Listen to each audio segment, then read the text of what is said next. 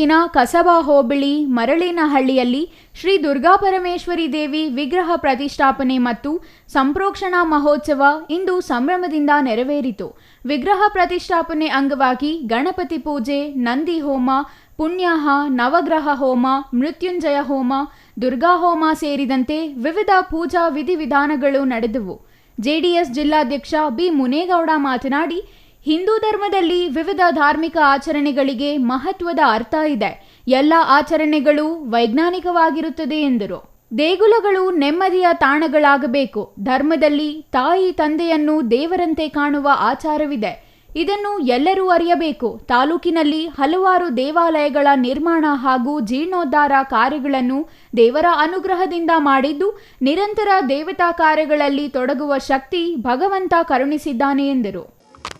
ನಮ್ಮ ಮರಳೇನಹಳ್ಳಿಯಲ್ಲಿ ದುರ್ಗಾ ಪರಮೇಶ್ವರಿ ದೇವಸ್ಥಾನ ಇವತ್ತು ಲೋಕಾರ್ಪಣೆ ಮಾಡೋದ್ರಲ್ಲಿ ನನ್ನನ್ನು ಊರ ಜನತೆ ನನ್ನ ಆಹ್ವಾನ ಮಾಡಿರೋ ಜೊತೆಯಲ್ಲಿ ನನ್ನ ಮನಸ್ಸಲ್ಲೇನಿದೆ, ದುರ್ಗಾ ಪರಮೇಶ್ವರಿನೇ ನಾನು ಇವತ್ತು ಆಹ್ವಾನ ಮಾಡಿದ್ದಾರೆ ಅಂತ ನಾನು ಅಂದ್ಕೊಂಡಿದ್ದೀನಿ.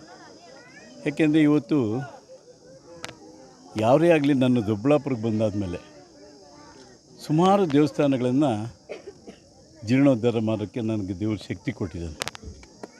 ದೇವ್ರ ಶಕ್ತಿ ಕೊಟ್ಟಿರೋದ್ರಿಂದ ನಾನು ಮಾಡಿದ್ದೀನಿ ಅಂತ ನನ್ನ ಒಂದು ಮನಸ್ಸಲ್ಲಿ, ನಾನೇ ಮಾಡಿದ್ದೀನಿ ಅಂತ ನಾನು ಹೇಳೋಕ್ಕೆ ಆಗಲ್ಲ.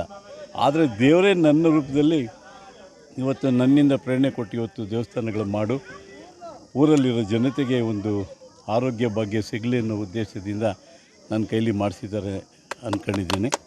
ಅದು ಇವತ್ತಿನ ದಿವಸ ದುರ್ಗಾ ಪರಮೇಶ್ವರಿಯನ್ನು ನಾನು ಅಂದ್ಕೊಂಡಿದ್ದೆ. ಅಂಬರೀಶ್ ಮಾತನಾಡಿ, ಗ್ರಾಮಸ್ಥರ ಹಲವು ವರ್ಷಗಳ ಕನಸು ಇಂದು ನೆರವೇರಿದೆ. ಗ್ರಾಮ ದೇವತೆಯ ಪ್ರತಿಷ್ಠಾಪನಾ ಕಾರ್ಯವನ್ನು ಗ್ರಾಮಸ್ಥರು ಒಟ್ಟಾಗಿ ನೆರವೇರಿಸಿದ್ದೇವೆ ಎಂದರು. ಈ ಕಾರ್ಯಕ್ಕೆ ತಾಲೂಕಿನ ಹಲವು ಗಣ್ಯರು ಪಕ್ಷಾತೀತವಾಗಿ ಕೈಜೋಡಿಸಿದ್ದು, ಎಲ್ಲರಿಗೂ ನಮ್ಮ ಗ್ರಾಮಸ್ಥರ ಪರವಾಗಿ ಧನ್ಯವಾದಗಳು ಅರ್ಪಿಸುತ್ತೇವೆ. ನಿರಂತರ ಶ್ರಮಪಟ್ಟು ದೇವಾಲಯದ ಸಂಪೂರ್ಣ ಜವಾಬ್ದಾರಿ ಹೊತ್ತ ಸ್ಥಳೀಯ ಗ್ರಾಮಸ್ಥರಿಗೆ ಹಾಗೂ ನಾಗೇಶ್ ಕುಟುಂಬದವರಿಗೆ ಧನ್ಯವಾದಗಳನ್ನು ಅರ್ಪಿಸುವುದಾಗಿ ತಿಳಿಸಿದರು.